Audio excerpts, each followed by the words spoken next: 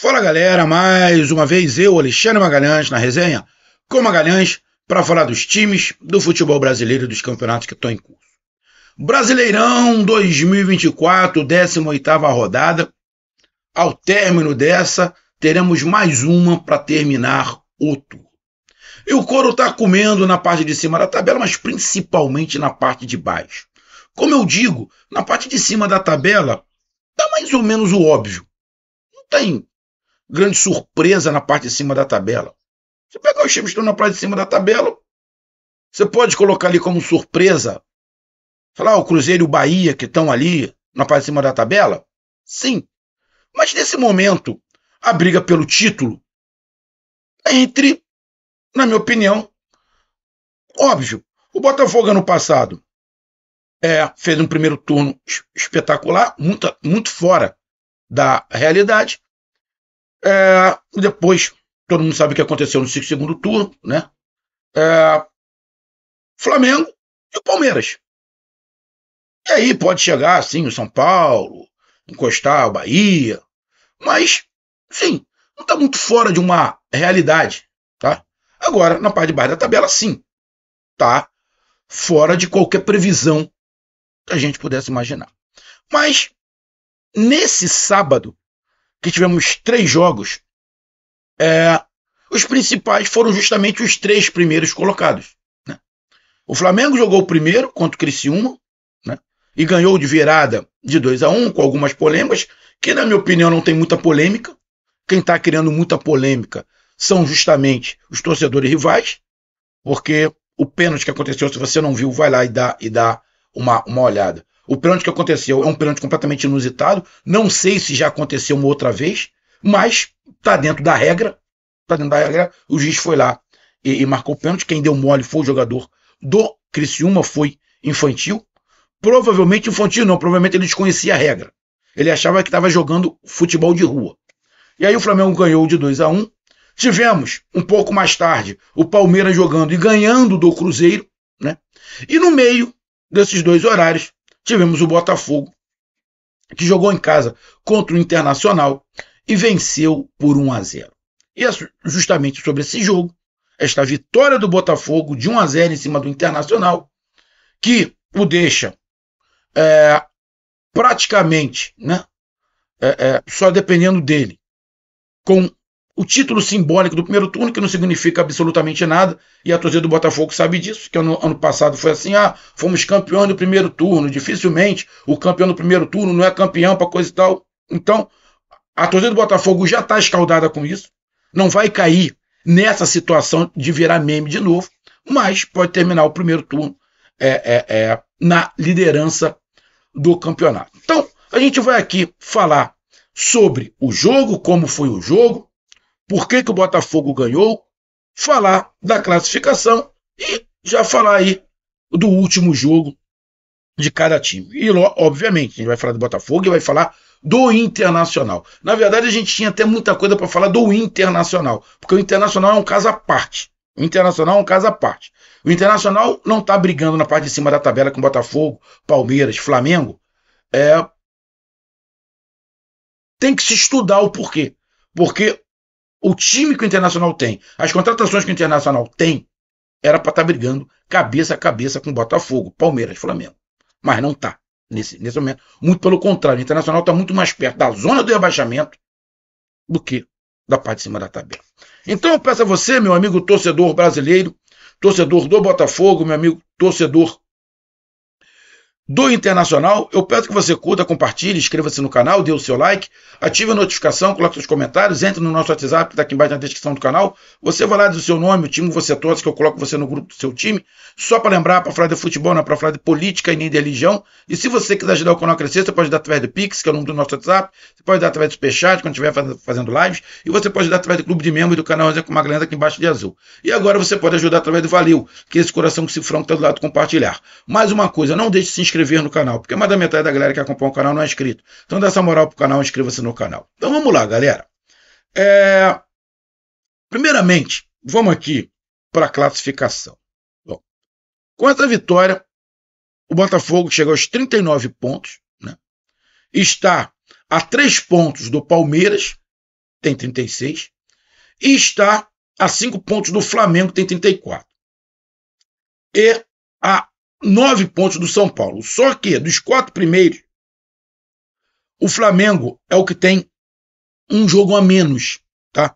O São Paulo vai jogar, se ganhar, chega aos 33, continua ali na 4ª colocação, mas o Flamengo tem 34 com um jogo a menos. Mas mesmo assim, mesmo que o Flamengo vença esse jogo a menos, que é justamente contra o Internacional, o Flamengo vai chegar a 37. Ou seja, não pega o Botafogo. Só que aí vai ficar faltando uma rodada. Correto? A de 39. É por isso que não dá para falar que o Botafogo já é o campeão do primeiro turno. Por quê? Vamos lá. O Botafogo joga a próxima rodada e perde. Continua com 39. Se o Flamengo ganha, o Flamengo vai a 37. Não passa. Só que o turno vai acabar, correto? Beleza, o turno acabou. Só que o Flamengo vai ficar com um jogo a menos.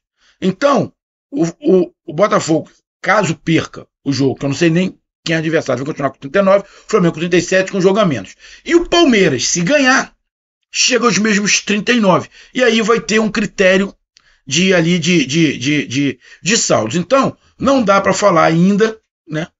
Porque falta uma rodada, e o Palmeiras também pode passar, e o Flamengo tem um jogo a menos, que o Botafogo já é o campeão do primeiro turno. Mas o Botafogo só depende exclusivamente dele. Mas vamos ser bem sérios. Campeão do primeiro turno. O que significa? Porra nenhuma. Que é a primeira parte a primeira perna do campeonato, você está na primeira colocação. Já o Internacional tem 14 jogos ao total. 14. Tem 4 jogos a menos. 4 jogos a menos. Está ali na 13ª colocação com 19 pontos. O Criciúma tem 2 jogos a menos. Vai fazer um jogo. Não, já fez. Já fez contra o Flamengo. Perdeu. Está ali com 17 pontos. Então o Criciúma não pode passar o Internacional. O Cuiabá tem 17 pontos. E vai jogar. O Cuiabá pode passar o Internacional e a 20.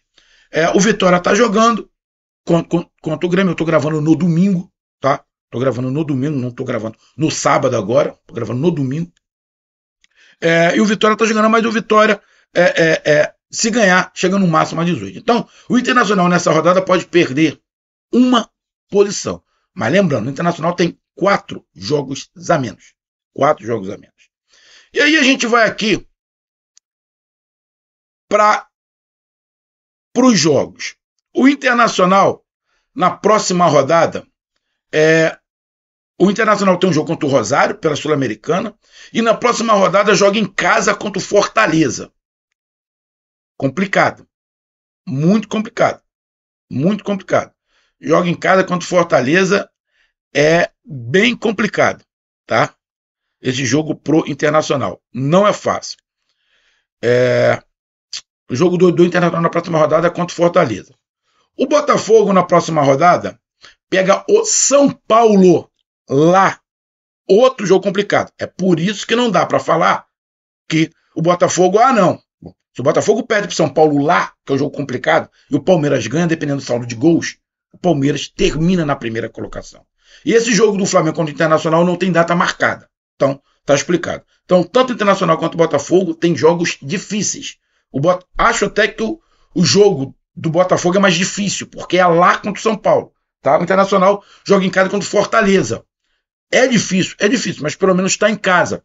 E eu, particularmente, amigo torcedor, dos jogos que eu vi do Internacional, o Roger começou a dar uma ajeitada.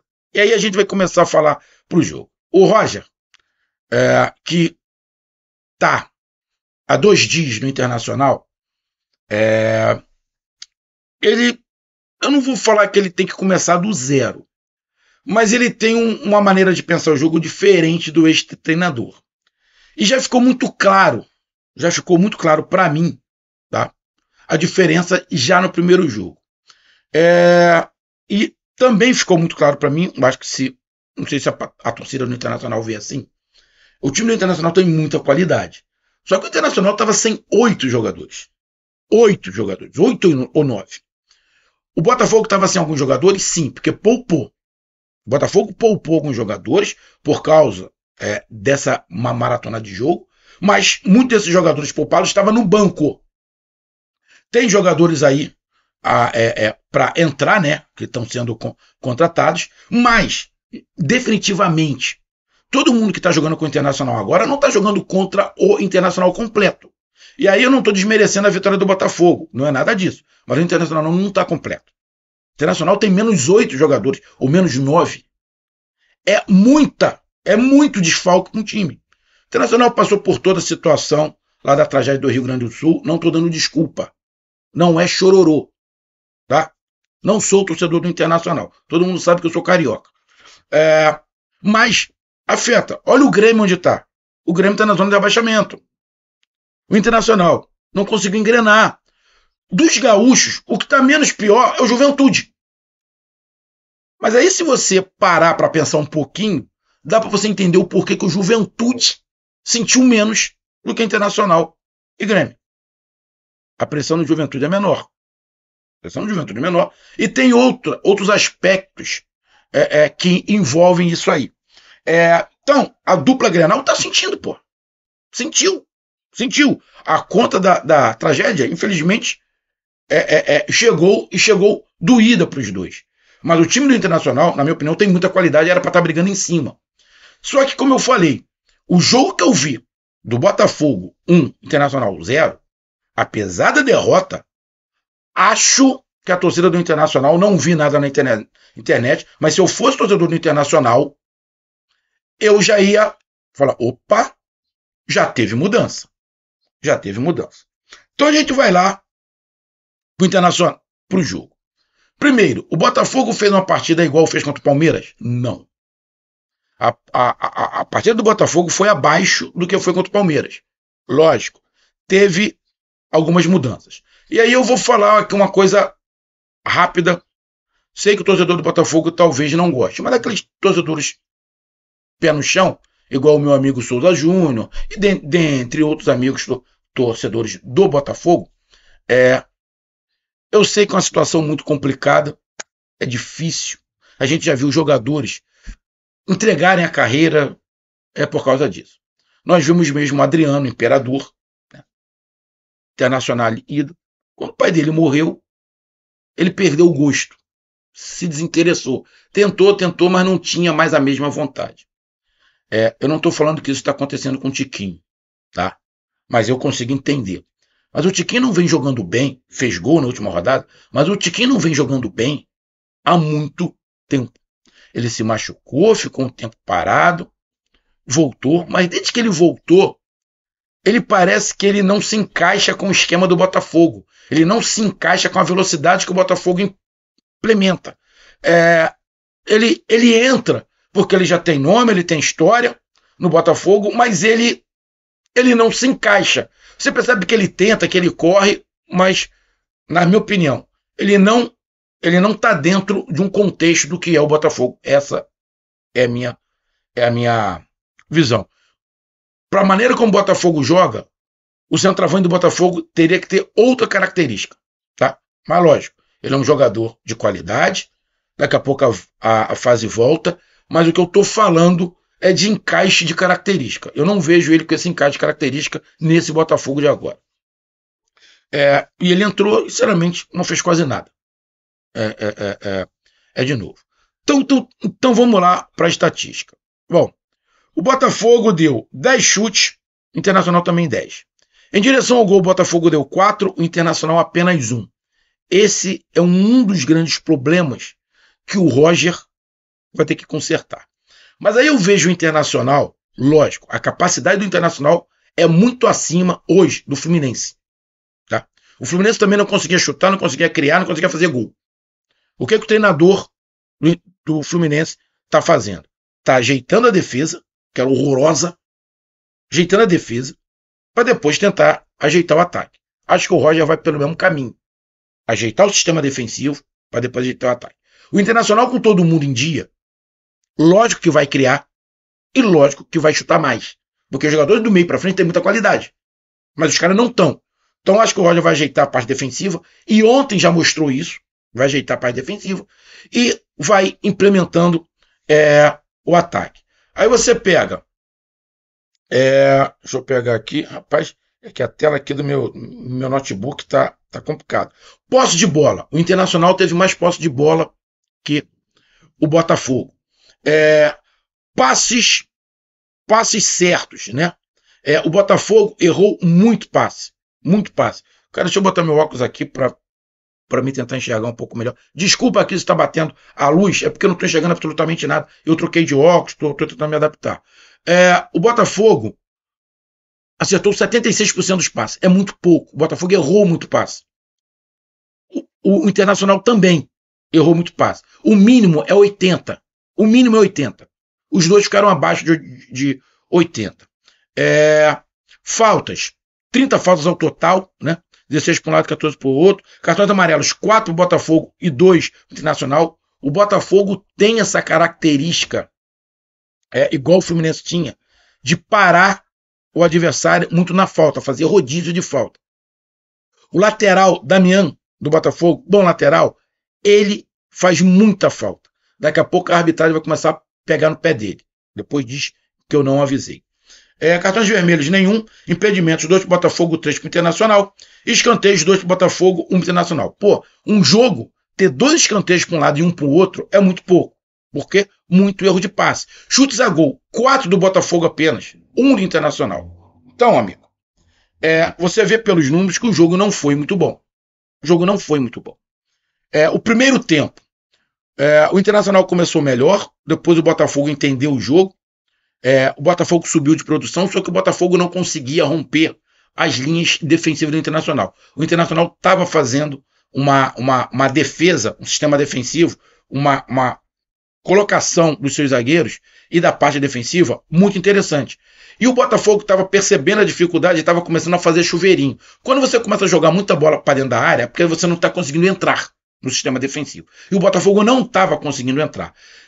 Em contrapartida, o Internacional não tinha saída para contra-ataque e também não tinha criação de jogada. Tentava fazer uma bola vertical, mas aí não tinha treinamento ainda para isso. Então, ficou mais ou menos durante um bom pedaço do jogo um ataque contra a defesa. Só que um ataque tomando o campo do Internacional, mas chutando pouco. Chutando pouco. Mas o Botafogo tinha um volume maior de jogo, mas mesmo assim o Internacional estava sofrendo, mas estava sofrendo fazendo uma boa marcação e dificultando muito o Botafogo. O Internacional dificultou muito mais o Botafogo do que o Palmeiras. Por quê? Porque o Palmeiras agrediu o Botafogo. O Palmeiras foi para cima. O Palmeiras criou oportunidades. O goleiro do Botafogo salvou o Botafogo muitas vezes. O Internacional não. O Internacional ficou mais contido. Então o Botafogo atacou mais.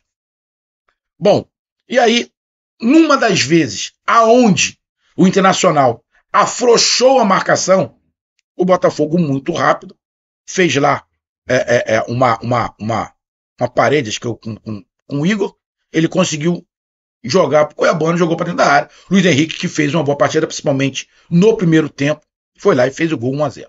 Merecido, sim, merecido, porque estava sendo um ataque contra a defesa, mas o Botafogo estava encontrando dificuldade, mas quando apareceu a oportunidade, o Botafogo foi lá e cravou. Então, perfeito, 1-0. Mas eu não achei que o Internacional estava jogando mal, estava se defendendo bem, mas não estava conseguindo atacar.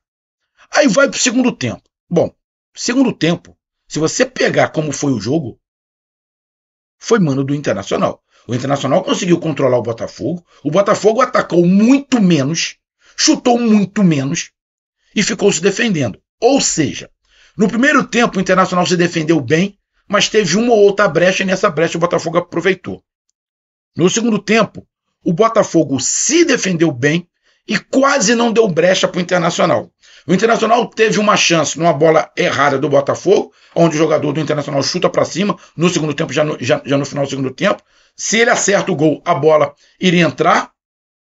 E teve mais uma chance, acho que foram 2 chances. Tá? Essa chance que o goleiro do Botafogo faz um defesaço e salva. De novo, o goleiro do Botafogo está vindo para um lado, a bola faz uma curva e vai para outra, ele tira com a mão. Porque senão era um empate internacional. Ou seja, no primeiro tempo, quando o Internacional deu uma brecha, o Botafogo fez o gol. No segundo tempo, o Internacional foi melhor do que o Botafogo, teve domínio do campo, criou, girou a bola e criou oportunidade de gol. 2. Só que não entrou. Então, cara, não dá para falar que o placar não foi justo. O placar foi justo. O Botafogo venceu porque aproveitou as poucas chances claras que teve de gol. As chances claras que o Internacional teve, não conseguiu fazer, e o Botafogo conseguiu fazer. Mas, pro Botafogo, eu entendo, fez um jogo intenso contra o Palmeiras e dá uma cansada mesmo. No segundo tempo ficou nítido que o Botafogo deu uma diminuída no ritmo. E o Internacional, apesar da derrota, para mim, mostra um sinal de que a coisa pode andar, pode começar a fluir. Então, cara, para mim não foi um grande jogo, mas foi um jogo dentro do que se esperava e, na minha opinião, com uma evolução do Internacional. O Botafogo deu uma queda em relação ao Palmeiras, acho que muito fisicamente também, e o Internacional, apesar da derrota, teve uma evolução. Mas não tem como não falar que o placar não foi justo. Se o Internacional tivesse empatado, pelo que fez no segundo tempo, também seria justo. Então tá aí a minha análise, um grande abraço, até mais, valeu, tamo junto, fui!